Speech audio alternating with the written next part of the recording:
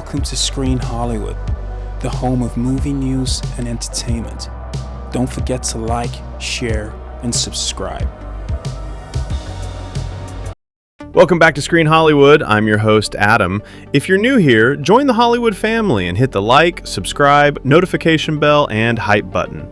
And bookmark and subscribe to our news publication at screenhollywood.com. It's finally happening. After years, no, decades trapped in development hell, bouncing between studios, directors, and scripts, the live-action Masters of the Universe movie is real. It is finished. And the first secret test screenings have taken place. The first whispers are emerging from Eternia, and the reports are interesting. The consensus phrase that is being echoed by everyone who saw it is mixed, but mostly positive.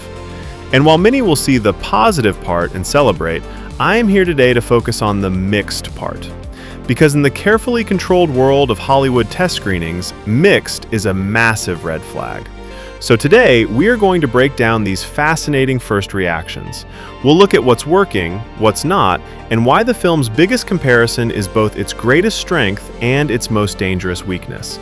And we'll discuss why, despite the positive spin, there might be serious trouble on the horizon for He-Man. Let's get right into the facts, based on the reports from Tornado and Comic Book. The film, directed by Aaron and Adam Nee, tells a classic fish-out-of-water story. On his 18th birthday, Prince Adam, played by Nicholas Galitzine, crashes his ship on Earth and is separated from his power sword. He has to team up with a pair of Earth teenagers to find the sword and get back to Eternia before the forces of Skeletor can find him and claim the power of Grayskull for themselves. The overall tone is being described as fun, action-packed, and a bit goofy. The general feeling is that it's a solid, four-quadrant, family-friendly blockbuster. Nicholas Galitzine, who is having a huge year with films like The Idea of You, is being praised for his performance as both the charming Prince Adam and the powerful He-Man. This is all good news. It sounds like a fun time at the movies, but this brings me to my first major point of concern: the phrase mixed reviews. We have to talk about what a test screening actually is. These are not screenings for hardened, cynical critics. More often than not, these events are carefully curated. They are often reserved for supporters of the studio, fans of the IP, or people affiliated with the project in some way. It is a room that is, by its very nature, predisposed to like what it's seeing. So, when the reaction coming out of a room like that isn't overwhelmingly universally positive, when the word mixed is attached, that is a genuine cause for concern. It means that even in a friendly environment, the movie isn't landing perfectly. It means there are fundamental issues that need to be addressed. And with the film set for release in just a few months, they are in a very, very tight window to do any final tweaks or significant editing changes. The clock is ticking. Now for the biggest takeaway from all of these reports, the one comparison that everyone is making. A lot of people who saw the film said it reminded them of Thor Ragnarok. And you know what? I can completely believe this. When I first saw the teaser trailer for this movie a while back, the very first thing that came to my mind was Thor Ragnarok. The cinematography is exactly the same. The vibrant, almost psychedelic color palette. The blend of bizarre sci-fi technology and epic fantasy. The slightly goofy, self-aware tone. It's all there. This is not a bad thing in and of itself. I really enjoyed Ragnarok when it came out. It was a blast, a much-needed shot of adrenaline for the Thor franchise. And it makes perfect sense from a studio perspective.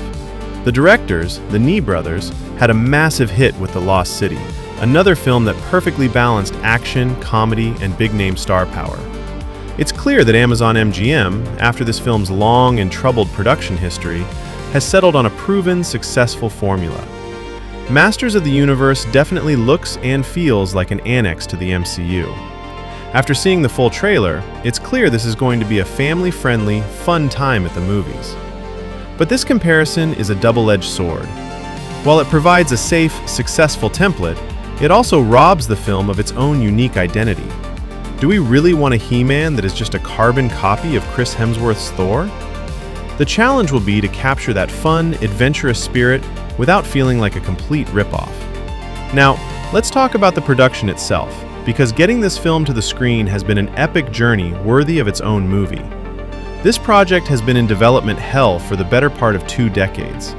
It was at Warner Brothers, then it moved to Sony with a revolving door of directors attached, including McG and John M. Chu. Then it moved to Netflix, where it was about to go into production before they pulled the plug over budget concerns. Finally, it landed at Amazon MGM. We had reports that even then, they had initial production issues, struggling with the core identity and the direction they wanted to take the story. But it seems they have well and truly ironed those out now, and have confidently settled on this Ragnarok-style 4-quadrant blockbuster approach. And it's clear that Amazon MGM is looking for a massive box office hit with this film. They are desperate for a big, family-friendly, in-house franchise that they can build upon. This isn't a passion project. This is a major corporate play. And that is why they are playing it relatively safe with a proven formula. But while they might be playing it safe with the tone, the reports do suggest they are going to deliver on the fan service. There are reportedly going to be some surprise cameos and appearances from the classic cartoons that have been intentionally left out of all the marketing so far. So, we are taking bets right now. Will the floating, magical, and often bumbling court magician Orko make his grand entrance? I am putting my money on it. I am 95% sure he will be in this movie. You can't make a fun, slightly goofy Masters of the Universe movie without Orko. It would be a crime. His absence would be felt more than his presence might be criticized. So where does this leave us? The test screening reports paint a picture of a film that is a fun, accessible, and visually vibrant sci-fi fantasy adventure. It's carried by a charismatic lead, it's aiming for a proven and successful tone, and it promises plenty of fan service. But the mixed reactions, the unfinished CGI noted in the reports, and the risk of it feeling like a second-rate MCU movie are all genuine concerns. This is a franchise with a deep, passionate, and protective fan base. Getting the tone exactly right is a monumental task.